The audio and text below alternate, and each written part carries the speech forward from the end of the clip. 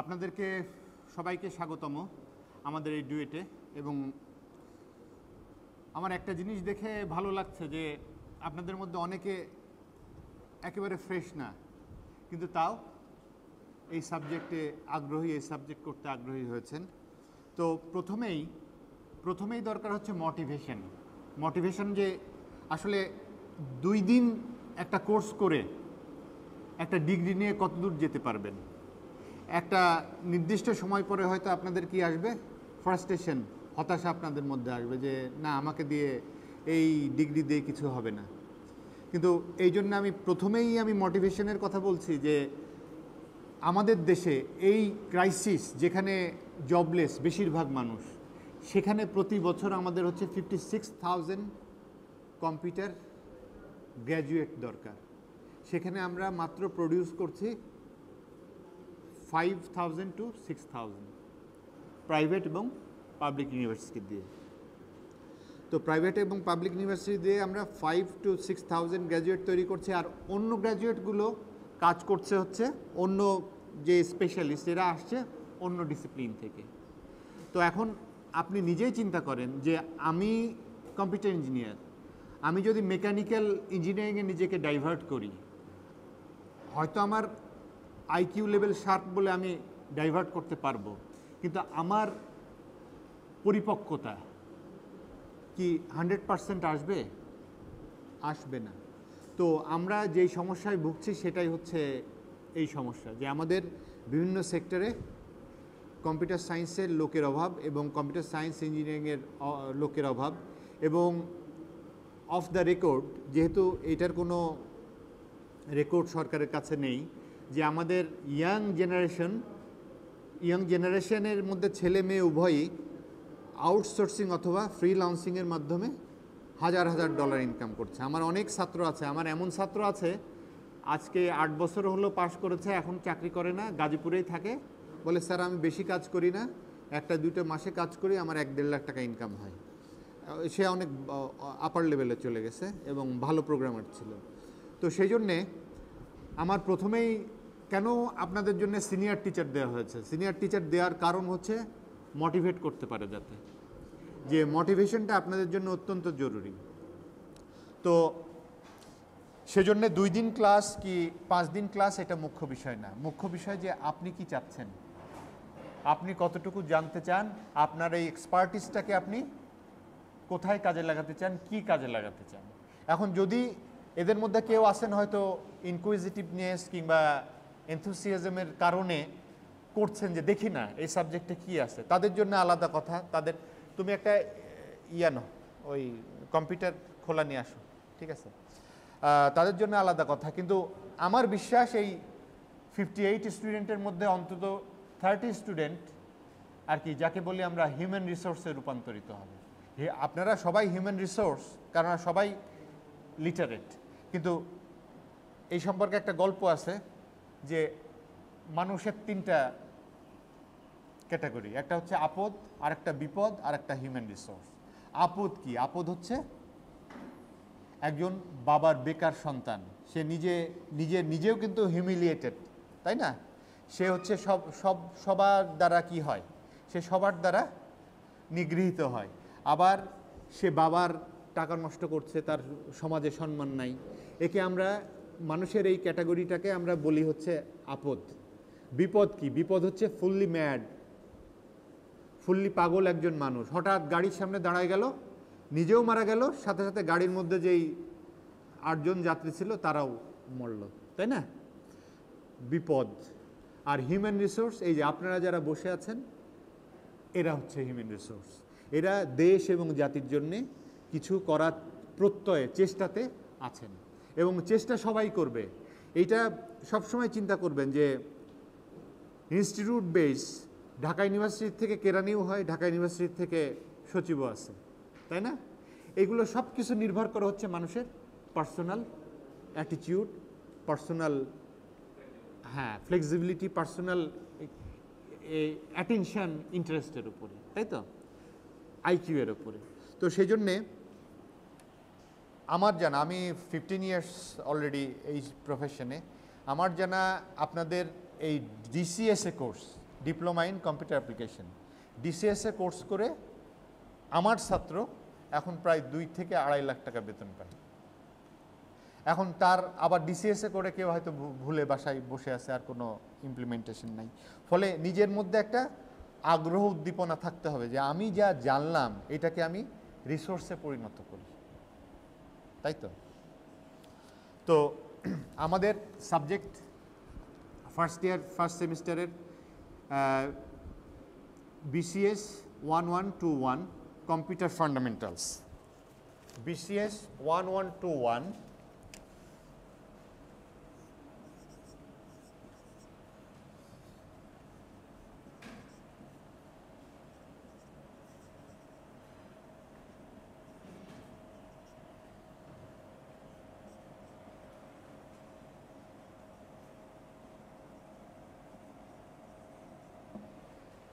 এখানে কোনো ল্যাব নাই, তাই তো?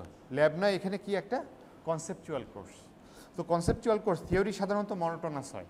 যারা সায়েন্স ব্যাকগ্রাউন্ডের ছাত্র তাদের জন্য থিওরি কিছুটা মনোটোনাস লাগে, যে থিওরি প্র্যাকটিক্যাল একবারে করে ফেললেই তো হয়। কিন্তু আপনাদের সবসময় মনে রাখতে হবে যে প্র্যাকটিক্যাল কিন্তু হচ্ছে থিওরিরই কি ইমপ্লিমেন্টেশন। আগে থিওরিটিক্যালি জিনিসটা আসছে, তারপরে ওইটাকে ইমপ্লিমেন্ট করা হয়েছে। তার মানে থিওরি কি? এখন আমরা আবিষ্কার বলে যে জিনিসটা বলি, যে নতুন কিছু জানা কিংবা নতুন কিছু, আমরা কিন্তু নতুন কিছুই জানছি না। আমরা এক্সিস্টিং একটা জিনিসকে কি করছি?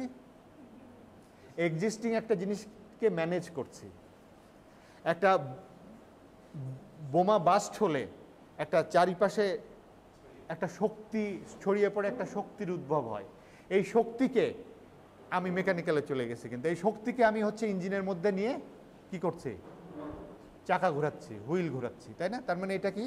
ম্যানেজমেন্ট। অর্থাৎ পৃথিবীতে সব কিছু আছে এবং মানুষ যেটা আবিষ্কার করে আছে বলেই জাস্ট সে হচ্ছে নতুন করে দেখছে জিনিসটাকে, যে এটা আছে, এটাকে এইভাবে কাজে লাগানো যায়। তো আমরা এই দৃষ্টিতে দেখব, আমাদের প্রত্যেকটা সাবজেক্টকে এই দৃষ্টিতে দেখব যে এই সাবজেক্টটা আসলে কি কাজে লাগছে। এই যে কি কম্পিউটার ফান্ডামেন্টালস, কম্পিউটার ফান্ডামেন্টালস যে আমি পড়ব, এর অবজেক্টিভটা কি?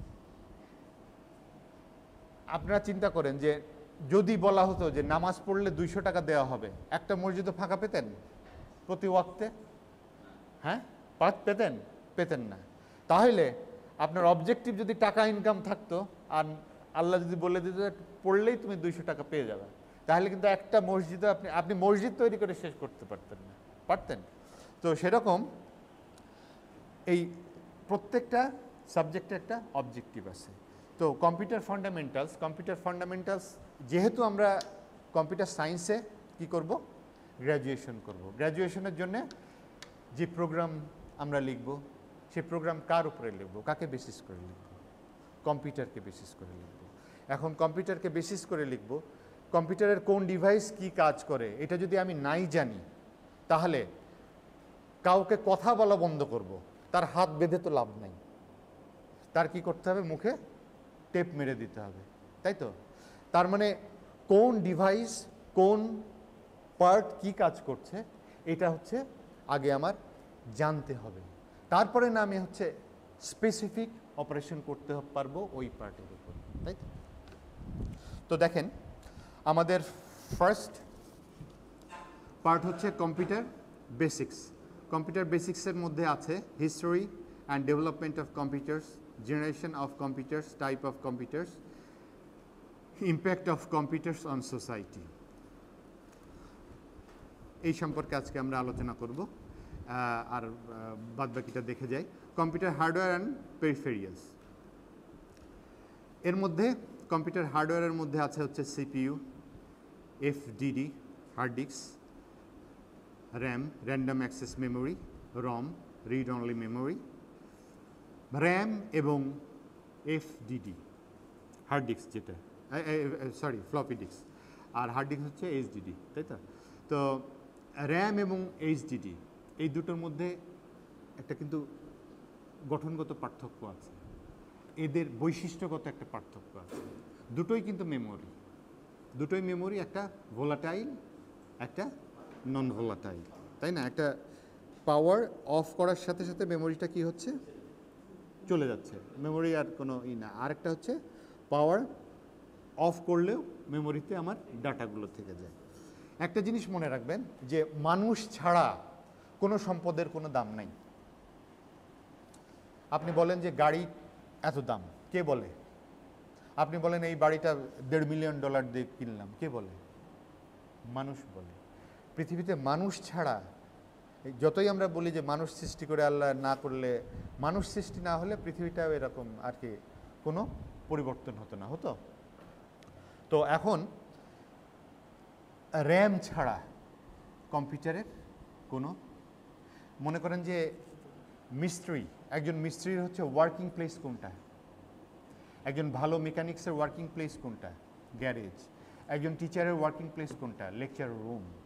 অর্থাৎ যেখানে আমি আমার প্রত্যেকটা অ্যাক্টিভিটিসকে অ্যালাইভ করার জন্যে অথবা এক্সিকিউশন করার জন্য নিয়ে যাচ্ছি, সেটাই হচ্ছে র্যাম, র্যান্ডম অ্যাক্সেস মেমোরি। অর্থাৎ আমার যেই ডাটাগুলো আছে সেই ডাটাগুলো যতক্ষণ পর্যন্ত হার্ড ডিস্কে থাকছে, নো ইউজ। আমি যখনই কোনো একটা আইকনে ক্লিক করি, ক্লিক করার সাথে সাথে আমার ওই আইকনটা ক্লিক করার সাথে সাথে এক্সিকিউট হয় না, আসলে হার্ড ডিস্ক থেকে মেইন মেমোরিতে রিড হয়, রিড হয়ে তারপরে ওখানে এক্সিকিউট হয়। তো এই ব্যাপারগুলো জানতে হবে, কেননা ভাইরাস, আমরা ভাইরাস প্রোগ্রাম বলি, ভাইরাস তো আসলে কোনো জীবাণু না। ভাইরাস কি? Virus programme. ভাইরাস কি ধরনের প্রোগ্রাম? ভাইরাস হচ্ছে এই যে ডিভাইসের যেই ন্যাচারাল অ্যাক্টিভিটি, এই অ্যাক্টিভিটির ওপরে ইন্টারাপ্ট করে। সাপোজ একটা উদাহরণস্বরূপ আমি বলি যে যদি আমরা করি, আমাদের কম্পিউটার প্রতি মুহূর্তে তার সিস্টেম ওয়াচকে 18.2 টাইমস আপডেট করছে। 18.2 টাইমস প্রতি সেকেন্ডে আপডেট করছে। এই আপডেটের মাত্রাটা, এই আপডেটের টাইমটা যদি আমরা বাড়িয়ে দেই, অর্থাৎ এই আপডেটিংটা যদি আমরা দেই হচ্ছে 2 লাখ টাইম, তখন আপনি মনিটরে আর কিচ্ছু দেখবেন না। কেন? একটা সিপিইউ, সবাই কিন্তু কাজ করছে কি, সবাই কিন্তু কাজ করছে একটা শেয়ারিংয়ের মাধ্যমে, যে তুমি একটু এই সময়টা খুবই আমাদের হিউম্যান রিডেবল না, আমাদের জন্য খুবই আর কি নেগলিজেবল, কিন্তু ওরা কিন্তু নিজেদের মধ্যে একটা শিডিউল করে নিচ্ছে। যেমন মনিটরটা যে আমি দেখছি যে স্থির, মনিটর কিন্তু স্থির নয়। মনিটর সবসময় পিক্সেল না, সব সময় কি হয়, সিকোয়েন্স আর কি, সিকোয়েন্সগুলো সবসময় চেঞ্জ হতে আসছে, তাই না? এই চেঞ্জ হওয়ার কারণে দেখবেন যে যখন আপনারা টিভিতে দেখবেন, টিভিতে দেখলে মনিটরটা কাঁপে। দেখছেন? টিভিতে যখন একটা কোনো নিচ্ছে, তখন দেখবেন যে মনিটরটা কাঁপছে। এবং মনিটরটা কাঁপার কারণ আর কিছুই না, মনিটরের রিফ্রেশ ফ্রিকোয়েন্সি আর টিভির রিফ্রেশ ফ্রিকোয়েন্সির ডিফার করে। টিভির রিফ্রেশ ফ্রিকোয়েন্সি মনিটরের থেকে অনেক কম, এবং এই কম থাকার কারণেই মনিটরটাকে ওইভাবে স্পিডি ফ্রিকোয়েন্সিতে দেখাতে পারে না, বলেই মনিটরটা আমাদের কাছে স্থির লাগে না। তো এই ব্যাপারগুলো জানলেই না কেবল আপনি ভাইরাস প্রোগ্রাম লিখতে পারবেন। ভাইরাস প্রোগ্রাম লিখতে গেলে যেমন লো লেভেল ল্যাঙ্গুয়েজে অনেক পারদর্শী হতে হয়, এফিশিয়েন্ট। সিতে লেখা যায়, কিন্তু সি থেকে আরও বেশি ভালো হয় হচ্ছে অ্যাসেম্বলি ল্যাঙ্গুয়েজে। কেন? অ্যাসেম্বলি ল্যাঙ্গুয়েজে সিপিইউ অর্থাৎ হার্টে আঘাত করে। সিপিইউ এর যেই প্রসেসরটা আছে, ওই প্রসেসরের মধ্যে যে রেজিস্টারগুলো আছে, ওই রেজিস্টারগুলোকে নক করা যায়। এটা অ্যাসেম্বলি ল্যাঙ্গুয়েজ দিয়ে নক করা অনেক ইজি, যদিও অ্যাসেম্বলি ল্যাঙ্গুয়েজ অনেক বড় হয়ে যায় প্রোগ্রাম, বাট খুব ভালো ভাইরাস প্রোগ্রামাররা তারা অ্যাসেম্বলি ল্যাঙ্গুয়েজ ইউজ করে হচ্ছে ভাইরাস প্রোগ্রাম লেখার জন্য। তো এখন আমরা দেখব যে হিস্ট্রি। এখন আমি আসি হচ্ছে মূল ইসে। সবাই তো আপনারা পরিচিত এই মাদারবোর্ডের সাথে, পরিচিত তো? হ্যাঁ, এখন আর কিন্তু দেখানোর কোনো দরকার হয় না, কেননা এটা কিসের স্লট? Processor slot. এটা কি? Heat sinker. এখানে কি আছে? না, হিট সিঙ্কারের নিচে নিশ্চয়ই কোনো আইসি আছে, যেই আইসিতে কি, যেই আইসি যখন কিছু কিছু প্রসেস করার সময় কি হয়, হিট হয়ে যায় প্রচণ্ড। এই হিটটাকে সিঙ্ক না করলে আইসি কি হবে, পুড়ে যাবে, তাই না? এইগুলো কি স্লট, স্লট কিসের স্লট এটা? পিসিআই, এই র্যামের স্লট এটা, র্যামের স্লট এটা, এটা খুব সম্ভবত PCI slot, PCI slot. AGP slot এটা, এজিপি স্লট এটা, র্যামের স্লট। এগুলো কি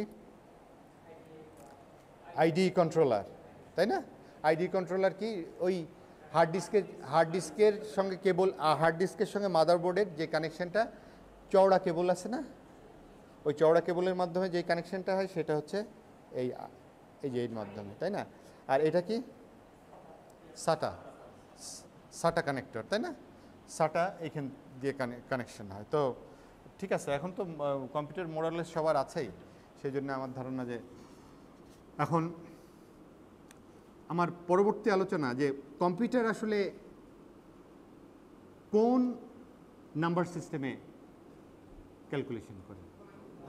বাইনারি, বাইনারি নাম্বার। বাইনারি হলো কেন সিস্টেমটার নাম 0 0 এবং 1। আমাদের ডেসিমাল সিস্টেম যদি 27 কেন ডেসিমাল সিস্টেম?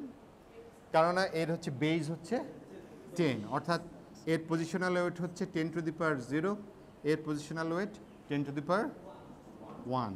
তাহলে 2 into 10 to the power 1 plus 7 into 10 to the power 0 is equal to 20 plus, হ্যাঁ আর উপরে লিখতে হবে। আচ্ছা, জিরো, আমি কি দেখাচ্ছিলাম যে 27 আমাদের ডেসিমেল একটা সংখ্যা, এর একক ঘরের কি পজিশনাল ওয়েট হচ্ছে 10 to the power 0, sure 10 to the power 1। তাহলে এই সংখ্যাটা আমরা কিভাবে পেলাম? 2 into 10 to the power 1 plus 7 into 10 to the power 0 is equal to 20 plus 10 to the power 0 is equal to 1, তাহলে 20 প্লাস 7 ইজ ইকুয়াল টু 27। ঠিক আছে, তো আমাদের কম্পিউটারে যে ক্যালকুলেশনগুলো হয় ডেসিমেল ভ্যালুতে ক্যালকুলেশন হয় না, কম্পিউটার ক্যালকুলেশন করে বাইনারি ভ্যালুতে। তো বাইনারি সিস্টেমে যখন আমরা একটা নাম্বারকে ট্রান্সফার করি, ডেসিমেল, আমরা তো কি ব্যবহারিক লাইফে, জেনারেল লাইফে কি ইনপুট দেব ডেসিমেল ভ্যালু, কিন্তু ডেসিমেল ভ্যালুকে সাথে সাথে কম্পিউটার কি বাইনারিতে কনভার্ট করে। কনভার্ট কিভাবে করে দেখেন, 27কে যদি বাইনারিতে কনভার্ট করি, 27কে বাইনারিতে কনভার্ট করলে আমি শর্টকাটে করে দিই 27, তাই না? 1 0 7, 7 হবে হচ্ছে 1 0 1 0 0 6, 5 হয়েছে না এটা?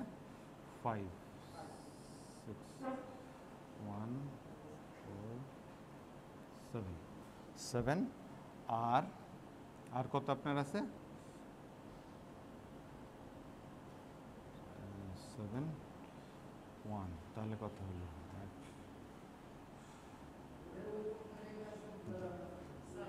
আমি যখন ই করবো কথা বলবেন না প্লিজ। 2 টু দি পাওয়ার 0 1 2 3 1 0 1 2 3 4 4, তাহলে এখানে কত আসে আমাদের? 2 টু দি পাওয়ার 4, তাই না? তাহলে কত আসে? 16। এখানে কত? 2 two the power 3 plus 8 plus 2 two the power 2 4 plus 2 plus 1, দেখেন তো কত হলো? 24। অনেক বেশি হয়ে গেছে না? হ্যাঁ, তাহলে আমার আনতে হবে কত? 16 8, 24, তাই তো?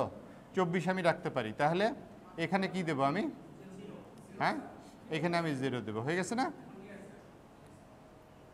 বলে ভয় পাওয়ার কোনো কারণ নেই, আগে দেখেন তারপরে ক্যালকুলেশনটা মিলাই ফেলুন। তাহলে এইভাবে ইন্টারনালি কি হয়, আমার ডেসিমেল নাম্বার হচ্ছে বাইনারি নাম্বারে রূপান্তরিত হয়।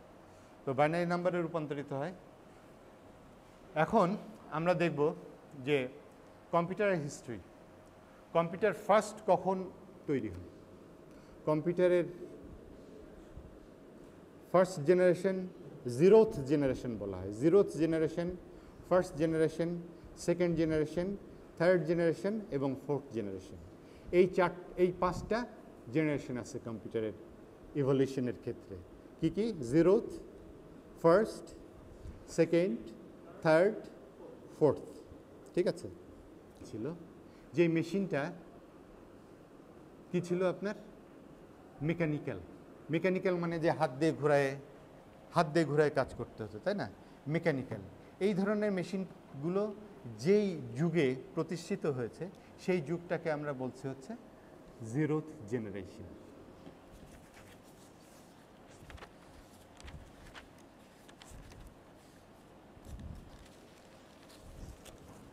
জিরোথ জেনারেশন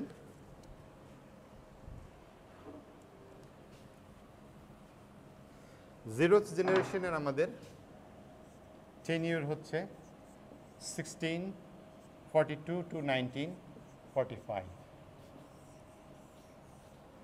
এই সময়ের মধ্যে যেই ক্যালকুলেটর কিংবা যে ক্যালকুলেশন মেশিনগুলো তৈরি হয়েছিল সেগুলো ছিল হচ্ছে মোরলেস মেকানিক্যাল। কিন্তু এই মেকানিক্যাল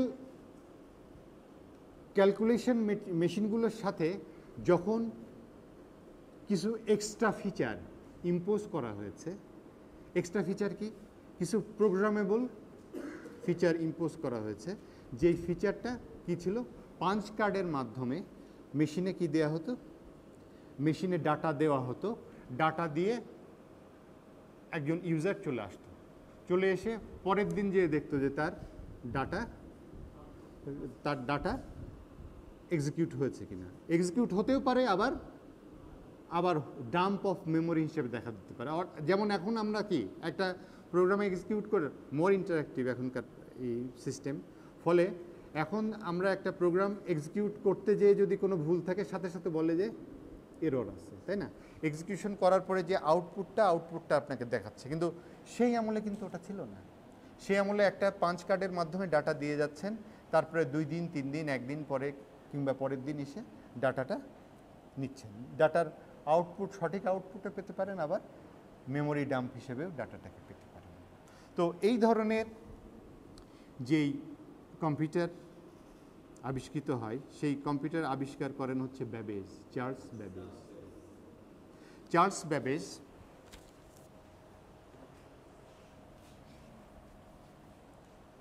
একদম ডেটটা ঠিক দেওয়া নেই, কাছাকাছি আছে আর কি। মিড অফ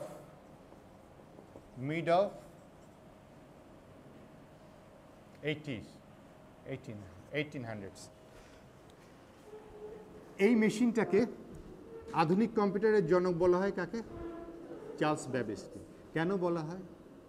বলা হয় এই জন্যে যে ওই কম্পিউটারের যে গঠন ছিল সেই গঠনের সঙ্গে বর্তমান কম্পিউটারের গঠনকে আমরা তুলনা করতে পারি কিংবা সামহাও এক করতে পারি। সেই জন্যে চার্লস ব্যাবেজকে বলা হয় আধুনিক কম্পিউটারের জনক।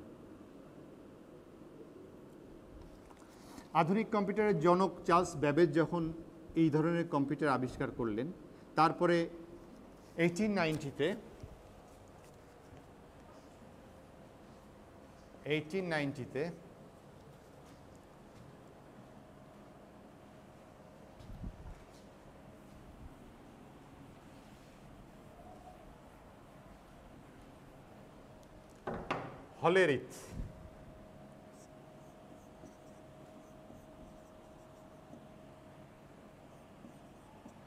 হলেরিথ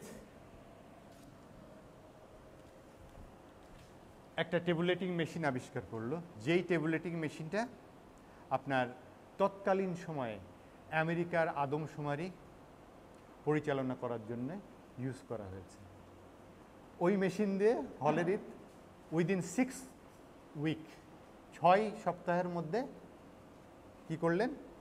এই আমেরিকার আদমশুমারির যেই ক্যালকুলেশন সেই ক্যালকুলেশন উনি করলেন।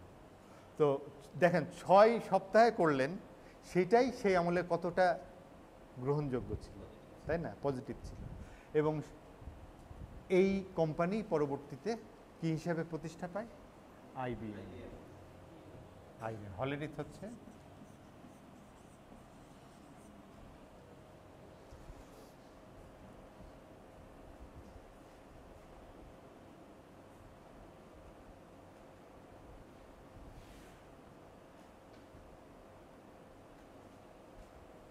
এরপরে কিছু বিজ্ঞানী আরও মানুষ কিন্তু থেমে থাকে না, মানুষ সবসময় চায় নতুন নতুন নতুন, তাই না?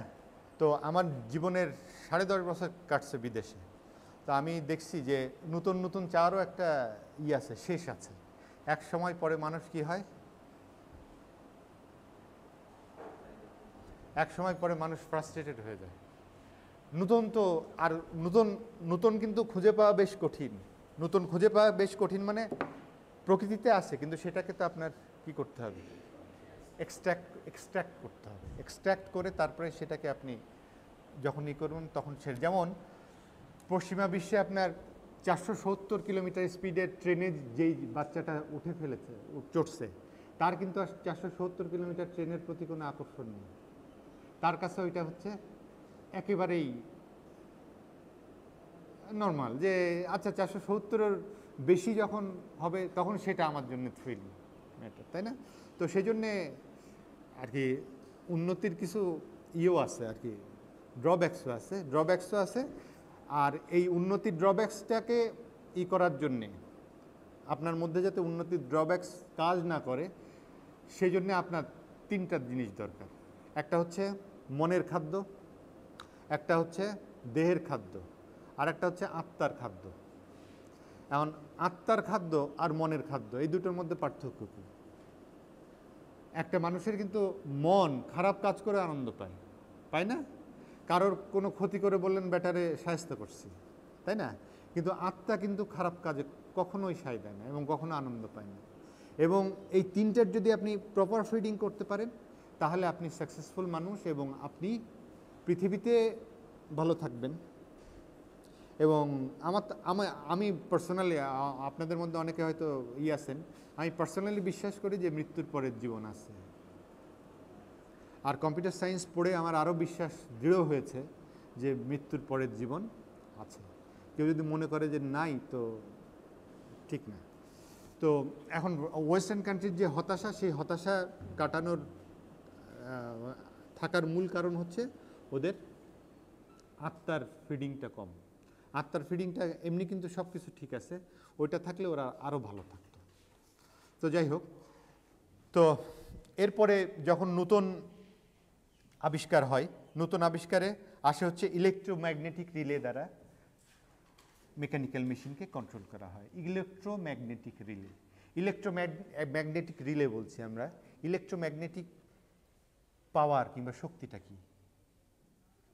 ইলেকট্রোম্যাগনেটিক শক্তি হচ্ছে কোনো কয়েলের মধ্যে দিয়ে, পেঁচানো কিছুর মধ্যে দিয়ে যখন আমরা কি কারেন্টকে প্রবাহিত করলে কি হয়, এর ওপর ভিত্তিতে যে ইলেকট্রোম্যাগনেটিক পাওয়ারের কিন্তু এই যে ফ্যান হচ্ছে প্রকৃষ্ট উদাহরণ। কারণ ফ্যান কি হচ্ছে, ইলেকট্রোম্যাগনেটিক শক্তি তৈরি হচ্ছে, সেই শক্তিটা বিকর্ষণ করছে ফ্যানকে। কিন্তু ওইটা যেহেতু এইভাবে কি ফিক্স থাকার কারণে বিকর্ষিত শক্তি ঘূর্ণন গতিতে রূপান্তরিত হচ্ছে। তো এই যে ইলেকট্রোম্যাগনেটিক রিলে দ্বারা সুইচকে কন্ট্রোল করে একটা মেশিন তৈরি করা হয়, কিন্তু দেখা যায় যে এই মেশিনও খুব বেশি স্পিডি না।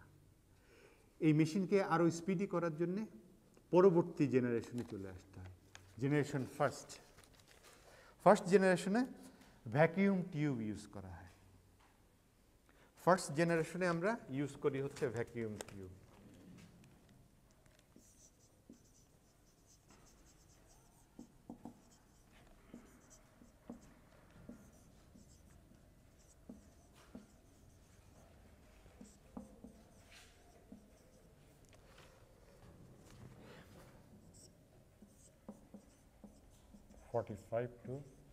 19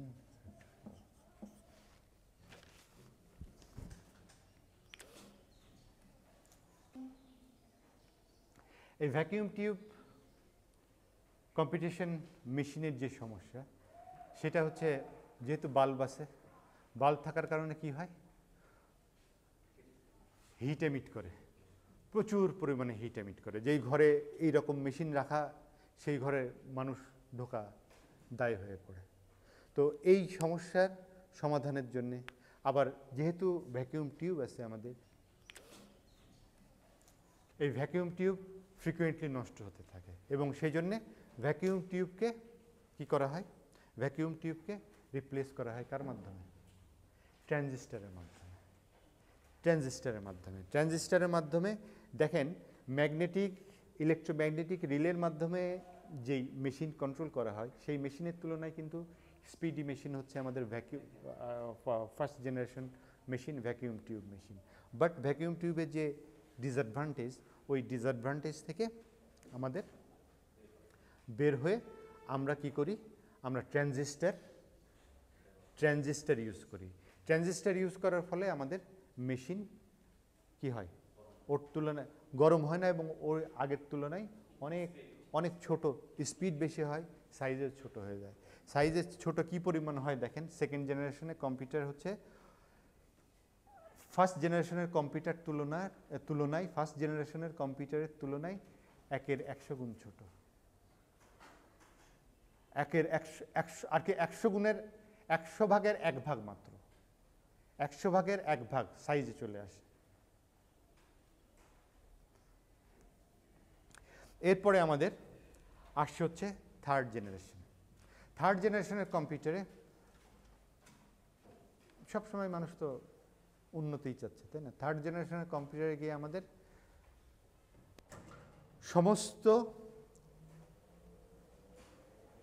ট্রানজিস্টরগুলোকে আমরা ইন্টিগ্রেটেড করে একটা আইসির মধ্যে নিয়ে ব্যবহার করার চেষ্টা করি, যেটা ইন্টিগ্রেটেড সার্কিট নামে পরিচিত। এবং এই integrated circuit thousands of transistor, একটা ইন্টিগ্রেটেড সার্কিটের ক্ষমতা হচ্ছে থাউজেন্ডস অফ ট্রানজিস্টরের সমান। তাহলে আমাদের থার্ড জেনারেশনে যে কি হচ্ছে, থার্ড জেনারেশনে আমাদের ইন্টিগ্রেটেড সার্কিট ইউজ করছি। ইন্টিগ্রেটেড সার্কিট কি দিয়ে তৈরি, সিলিকন চিপস দিয়ে। হ্যাঁ, ঠিক আছে। থার্ড জেনারেশনের সুবিধা কি বলেন তো দেখি।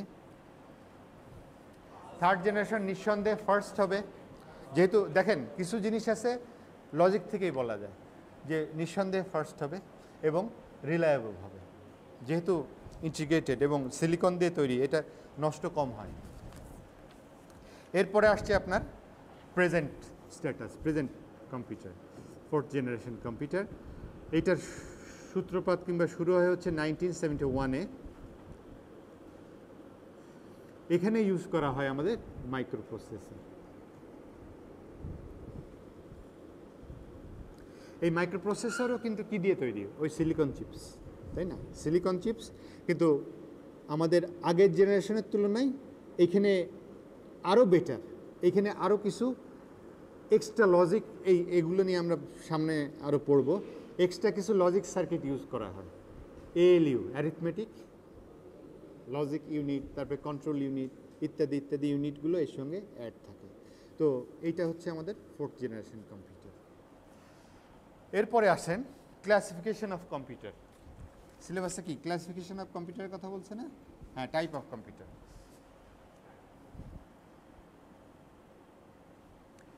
কম্পিউটার টাইপে ফার্স্ট টাইপে আসছি আমরা হচ্ছে সুপার কম্পিউটারে। Super computer, super computer, main frame computer,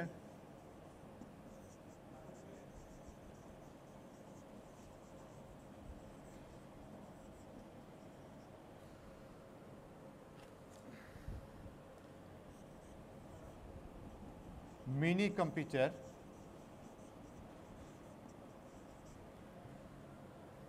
personal computer.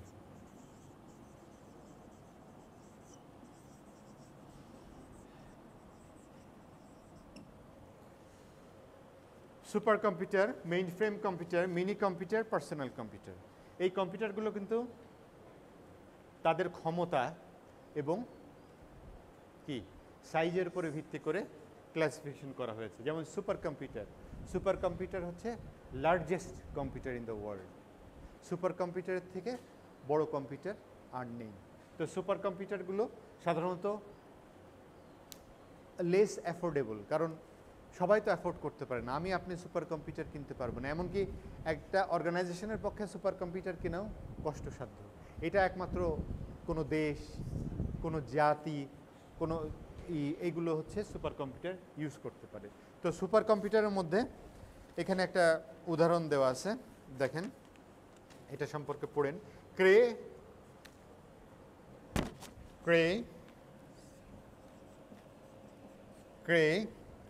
T90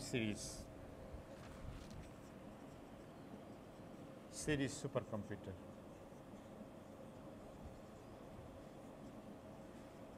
truck কিনলেই হবে, তাই না?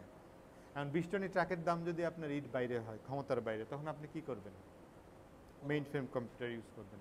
মিনি কম্পিউটার সাধারণত আমরা ইউজ করি বিভিন্ন ইনস্টিটিউশন, যেমন আমাদের সার্ভারগুলো মিনি কম্পিউটার। আমাদের সার্ভার আছে 2-3টা, এগুলো হচ্ছে মিনি কম্পিউটার। কেন এগুলোর খুব বেশি দাম না, 5 লাখ 7 লাখ 10 লাখ এরকম দামে পাওয়া যায়। তো সেই জন্য আমরা এই ধরনের কম্পিউটার ইউজ করি। কেন সার্ভারে কেন পার্সোনাল কম্পিউটার ইউজ করে হয় না, এটাও কিন্তু একটা বোঝার বিষয়। দেখেন যে প্রথম আলো যখন একটা সার্ভার থেকে পড়ছেন, তখন ওই সার্ভারে কম করে হলেও 2 লাখ 3 লাখ লোক একসঙ্গে পড়ছে না? সবাইকে কিন্তু স্লট দিতে হচ্ছে, সবাইকে শেয়ার দিতে হচ্ছে।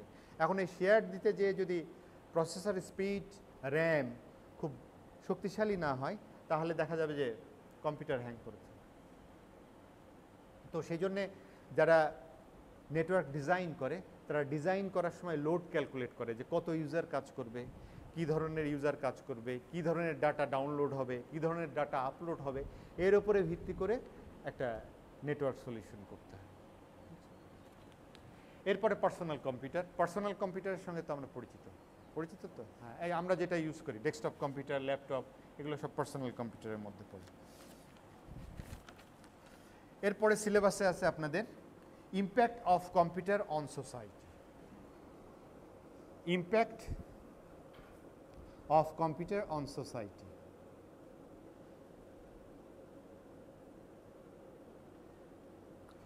প্রত্যেকটা বিষয়েরই কি নেগেটিভ ইম্প্যাক্ট এবং পজিটিভ ইম্প্যাক্ট আছে, তাই না? আপনারা কি জানেন যে মদেরও পজিটিভ ইম্প্যাক্ট আছে? হ্যাঁ,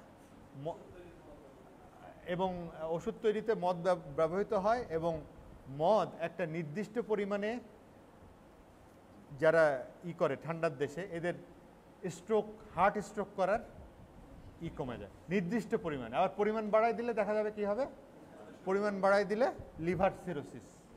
তো আসলে মানুষ এমন একটা প্রাণী কিংবা এমন একটা সৃষ্টি আল্লাহর, যে পরিমাণ ঠিক রাখতে পারে না, তাই না? পরিমাণ যদি ঠিক রাখতো তাহলে কিন্তু এটা ওষুধ হিসেবে কাজ করে, কিন্তু পরিমাণ ঠিক রাখতে পারে না বলেই মানুষের জন্য এটাই। তো এখন ইম্প্যাক্ট পড়াতে যায়, পরিমাণের কথাতে আসলাম। তারপরে আরেকটা ব্যাপার দেখেন যে আপনি কোনো জিনিসকে কিভাবে নিচ্ছেন, এটাও কিন্তু বড় ব্যাপার। ধরেন অনেকে ইন্টারনেটটাকে ভালো খবর ছড়াই দেওয়ার জন্য একটা মাধ্যম হিসেবে নিচ্ছে, তার কাছে কিন্তু হচ্ছে পজিটিভ ইম্প্যাক্ট। আবার ইন্টারনেটটাকে কেউ নেগেটিভ খবর ছড়াই দেওয়ার জন্য কিংবা নেগেটিভ কাজে ব্যবহার করছে, তার জন্যে নেগেটিভ ইম্প্যাক্ট, তাই না? এই সম্পর্কে শিব খেরার একটা গল্প আছে, খুব মজার। দেখেন যে ডাক্তার ব্রিফ করছে যে মদের কুফল কি। মদের কুফল দেখাতে যে 2টো গ্লাসে ডাক্তার নিয়েছে, একটা গ্লাসে পানি, একটা গ্লাসে মদ নিয়ে 2টো গ্লাসেই কেঁচো দিছে। কেঁচো দিলে মদের মধ্যে কেঁচো একেবারে ডাইলুট হয়ে গেছে, আর গ্লাসের মধ্যে কেঁচো হেঁটে বেড়াচ্ছে। তখন পিছে ছিল 2টা, ওই 2টা আবার অ্যালকোহল খাইতে খুব পছন্দ করে।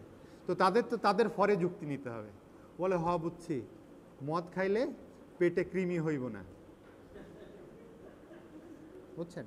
তো ফলে প্রত্যেক জিনিসই আমরা হচ্ছে মানুষ তার সুবিধা অনুযায়ী পজিটিভলি ব্যাখ্যা নিজের ফরে নিয়ে যায়। তো আমাদের পজিটিভ ইম্প্যাক্ট কি আপনাদের থেকেই শুনি যে কম্পিউটারের পজিটিভ ইম্প্যাক্ট কি?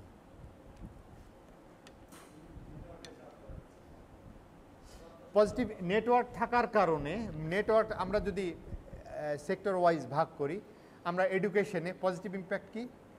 এডুকেশনে পজিটিভ ইম্প্যাক্ট হচ্ছে যে আপনি লেকচার পাচ্ছেন, আপনি আপনার স্টাডি ম্যাটেরিয়াল পাচ্ছেন, আপনি আপনার সেলফ টিচিং ম্যাটেরিয়াল পাচ্ছেন, তাই না? হ্যাঁ, অনেক ভিডিও পাচ্ছেন যেগুলো দেখে আপনার নিজের উপকার হচ্ছে। আবার এই স্টাডি সেক্টরেই আমি এর নেগেটিভ ইম্প্যাক্ট নিয়ে আসি। এর নেগেটিভ ইম্প্যাক্ট কি? আমরাও ফেস করছি। এখন প্রোগ্রাম করতে দিলাম একটা ছেলেকে, 2 দিন পরে দেখি যে ভীষণ সুন্দর প্রোগ্রাম নিয়ে আসছে। প্রোগ্রাম নিয়ে আসার কারণ কি? নেট থেকে সার্চ দিয়ে বের করছে, বের করে একেবারে, কিন্তু আমরা তো ধরে ফেলতে পারি, কেন কোডের দেখলেই, কোডের গঠন দেখলেই বোঝা যায় যে সে নিজে করছে। আর প্রোগ্রামিং এমন একটা সাবজেক্ট, এখানে কম্পিউটার সায়েন্সকে আমি ব্রিফ করি এইভাবে যে শিল্প এবং ম্যাথের সমষ্টি, শিল্প এবং ম্যাথের সমন্বয় হচ্ছে কম্পিউটার সায়েন্স। কেন এখানে আর্ট আছে, ম্যাথ আপনি কিভাবে প্রবলেমটা সলিউশন করবেন এটা আপনার উপর নির্ভর করে। এবং শিল্প কি বলে? শিল্প বলে যে যত সুন্দর করে পারো ততই বেটার। তাহলে যত সুন্দর করে আমি অ্যালগরিদম ডিরাইভ করতে পারবো তত বেটার হচ্ছে আমার সলিউশন। তো সেই জন্যে কম্পিউটার সায়েন্সের এটা একটা, এই নেট আসার ফলে আমাদের ছেলেদের প্রোগ্রামিং যেগুলো ভালোই আর কি, ভালো যেগুলো পৃথিবীতে কিছু জিনিস বাড়ায় যেগুলো ভালো, এগুলোর কোনোই নাই। পাশে বই থাকলেও সে বই খুলে দেখবে না যে কি আছে বই, সে তার মতো লেখার চেষ্টা করে। আর যেগুলো তাদের আর শেখা হয় না। মনে করেন এই তথ্যতে যদি এত ফ্রি অ্যাক্সেস না থাকতো, সে কি করতো? সে তার বন্ধুর কাছে যেত, যে একটু বলতো, দেখো তো দোস্ত তোমার এখানে কি করছো, তাই না? এই সময়ও তার নাই, এই ইচ্ছাও তার নাই, যেখানে নেটে মাত্র একবার সার্চ দিলেই 10টা সলিউশন চলে আসছে। এইটা একটা। এবং আমাদের ছেলেদের সায়েন্স সাবজেক্টের প্রতি ভীতির কারণও কিন্তু এইটা আর একটা। কারণ সায়েন্স সাবজেক্টের যেই বেস, সেই বেসটা গড়ে উঠছে না বিকজ অফ আর কি অ্যাক্সেসিবিলিটি। কেন বেস গড়ে উঠবে কখন? যখন আপনি ব্রেন হ্যামার করবেন। আপনি দেখেন যে একজন গরিবের ছেলে, তার টিচার নাই, কিচ্ছু নাই, সে যত ভালো শিখে, একজন বড় লোকের ছেলে 5টা টিচার দেয়া, এসি ঘরে শুয়ে আছে, টয়লেটেও এসি, তার কিন্তু বলে যে এত টিচার দিই, এত পড়ায়, ছেলে পড়ে না। ও পড়বে কি? ওর মধ্যে তো নিজের থেকে অর্জনের কোনো নাই আর কি। মানুষের কিন্তু একটা মানুষ চেষ্টা করলে তার নিজের ভিতরকার আগুনকে যদি প্রজ্বলিত করতে পারে, সে সাকসেসফুল হবে এই জীবনে, তাকে কেউ আটকায় রাখতে পারবে না। এবং এই সাকসেসটা মূলই হচ্ছে দারিদ্রতা। দারিদ্রতার থেকেই কিন্তু সাকসেস আসে। আপনি যে কথাই ধরেন, আমাদের এখন যে বিশ্বের সব থেকে বড় কম্পিউটারের বিশ্বের ধনী বিল গেটস, ফার্স্টে কোথায় করছিল? সে হচ্ছে একটা গ্যারেজে নিয়ে বসে কাজ করতো, তাই না? হ্যাঁ, তো দেখেন যে তার বাবার যদি প্রচুর টাকা থাকতো, আমার ধারণা যে তার এই সুপ্ত প্রতিভা কখনোই বিকাশ ঘটতে পারতো না। তো সেই জন্যে অর্থনীতির একটা ভালো দিকও আছে, আবার অর্থনীতির ব্যাড ইম্প্যাক্ট। ওই যে বললাম যে আপনি কিভাবে জিনিসটাকে করবেন, হ্যাঁ, কনসিডার করবেন। এরপরে আমরা আসি, কিসে আসলাম এখন? ক্ষেত্রে, তাই না? আমাদের পজিটিভ লার্নিংয়ের ক্ষেত্রে। এবার আসি পজিটিভ এফেক্ট সোশ্যাল বিহেভিয়ারের ক্ষেত্রে। Positive effect on social behaviour. দেখেন যে আমাদের যে সোশ্যাল ইগুলো আছে, ওই সাইটগুলো আছে, ফেসবুক, টুইটার, এগুলোর মাধ্যমে কি হয়? এগুলোর মাধ্যমে কখনো কোনো বন্ধু হয়তো 15 বছরের জন্য হারাই গেছে, জানি না, তাকে আমি ঠিক ফেসবুকে খুঁজে পাই। কিন্তু এই খুঁজে পাওয়ার ফলে কি হয়েছে? খুঁজে পাওয়ার ফলে এইদিকে সময় বেশি দিচ্ছি, ফ্যামিলিতে সময় দিচ্ছি না, এটা কিন্তু আমি নেগেটিভ ইম্প্যাক্টটা বের করছি। প্রত্যেকটা পয়েন্টের আমি পজিটিভ এবং নেগেটিভ, এইটাও কিন্তু আইকিউ এর একটা বিষয়, যে আপনার কাছে যা চাচ্ছে সেটার নেগেটিভটা আপনি তুলে ধরবেন না, তখন শুধু পজিটিভ কথা বলবেন। আপনার কাছে যে কিছু চাইছে সে নেগেটিভ কথাটা আপনাকে বলবে যে এর তো নেগেটিভ জিনিস তুমি লিখলে না, কিংবা নেগেটিভ জিনিস এই, তুমি কি জানো? তখন বলবেন যে হ্যাঁ জানি, কিন্তু নেগেটিভ জিনিস সাধারণত প্রকাশ করতে নাই। নেগেটিভ জিনিস সবসময় হচ্ছে গোপন রাখাই ভালো। এরপরে আমাদের positive behaviour, positive effect of computer on our professional life. Professional লাইফের পজিটিভ এফেক্টগুলো কী কী? পজিটিভ এফেক্ট দেখি। এবার অন্য সেক্টরে প্রফেশনাল দিকে কারোর আছে কিনা যে আমাদের বেটার ইম্প্যাক্ট আর কি, গুড ইম্প্যাক্ট পড়ছে এসে? এক্স্যাক্টলি, ডায়াগনোসিসের জন্য দেখেন যে কম্পিউটার ইমেজ ভিশন নিয়ে আমরা কাজ করি। এই যে ক্যান্সার ডিটেকশন, এমআরআই সব কিছু কিন্তু আপনার হ্যাঁ, সব কিছু কিন্তু আপনার এই কম্পিউটার রিলেটেড। তাহলে এগুলো কি সব পজিটিভ ইম্প্যাক্ট, তাই না? এটা প্রফেশনাল সাইডের প্রবলেম। এবার প্রফেশনাল সাইডের নেগেটিভ ইম্প্যাক্ট বের করেন।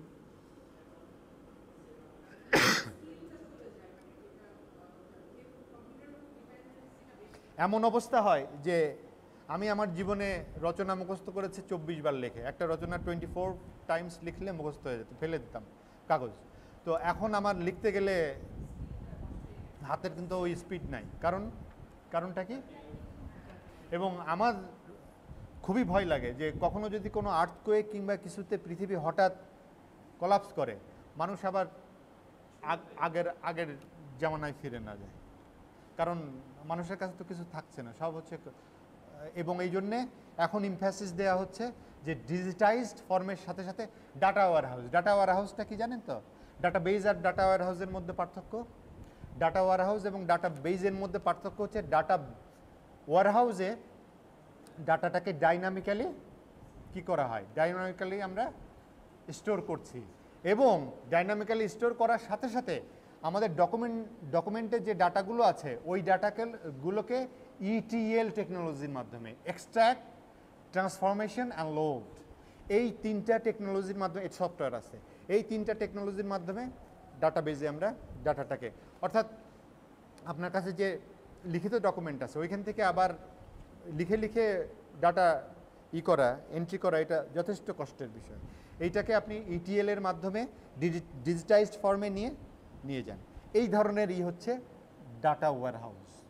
কেউ যদি জিজ্ঞেস করে যে ডাটা বেজ আর ডাটা ওয়ারহাউসের মধ্যে পার্থক্য কি, বলবেন যে ডাটা বেজ আর এই, ডাটা ওয়ারহাউস এই। ডাটা ওয়ারহাউসে মোর ইন্টেলিজেন্ট ইম্প্যাক্টটা বেশি থাকে, ইন্টেলিজেন্সের ইম্প্যাক্টটা বেশি থাকে, কারণ এখানে ইটিএল প্রসেসের মাধ্যমে আমরা ডাটা ওয়ারহাউসে নিয়ে যাই। তো এখন দেখেন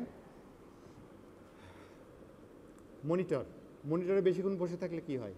ক্যাথোড যে চোখের সমস্যা হয়। মনিটরে বেশিক্ষণ বসে থাকলে আবারও কিন্তু ওই ধর্মের কাছে ফিরে আসতে হয়, বারবার বলা হচ্ছে তোমরা মধ্যপন্থী হও। আমি বলছি না যে তাই বলে কম্পিউটারে বসবেন না, তাই বলে কাজ করবেন না, কিন্তু প্রত্যেক কিছুতে একটা ব্যালেন্স লাইফ লিড করেন। কম্পিউটার বসার দরকার নাই 24 ঘন্টা, 3 দিন। এমনও ঘটনা আছে 3 দিন বসে গেম খেলতে খেলতে বাচ্চা মারা গেছে, আছে না? এটা হচ্ছে কম্পিউটার অ্যাডিকশন বলে। তো হ্যাঁ, ওই পর্যায়ে তো যাওয়ার দরকার নেই। ওই পর্যায়ে সব কিছুর মধ্যপন্থী হলে, আর আইকিউ যদি 60 থাকে, সেখান থেকে আমাদের আসবেই। তো হতাশা গেছে, তো হতাশা থাকবে না। আমার বিশ্বাস যে এর মধ্যে অ্যাটলিস্ট আমার মনে হয় যে আপনারা অনেক মেধাবী, কেন আমি 15 বছর ধরে ক্লাস নিচ্ছি, তো সাধারণত ছাত্রদের দিকে তাকায় কিন্তু আমরা প্রথম দিন জাজ করি যে এই ছাত্রদের দিয়ে কী হবে। আপনাদের দিয়ে হবে অনেক কিছু, আমার বিশ্বাস। ঠিক আছে, থ্যাংক ইউ।